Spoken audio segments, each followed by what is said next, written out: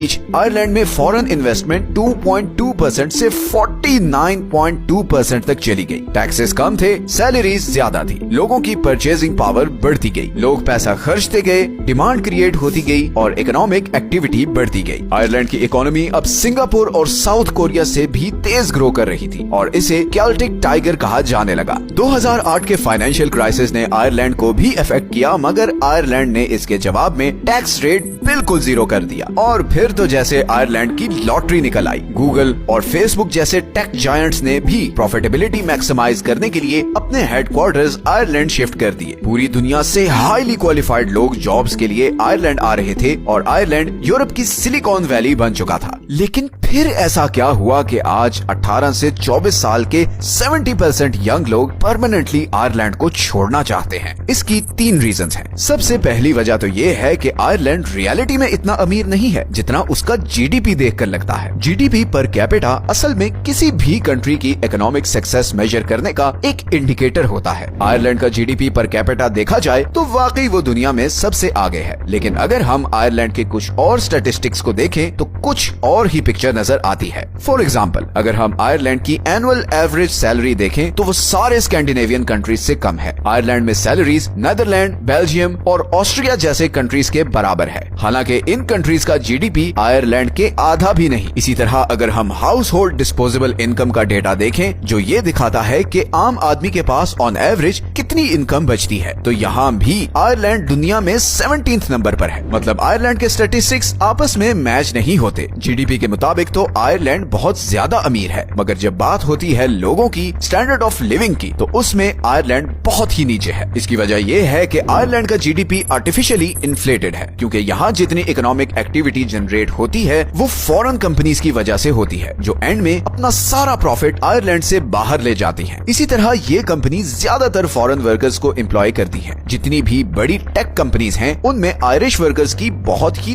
थोड़ी परसेंटेज है। आयरलैंड के ज्यादातर लोग एग्रीकल्चरल इंडस्ट्री या फिर एज अ कैशियर, सेल्स या रिटेल असिस्टेंट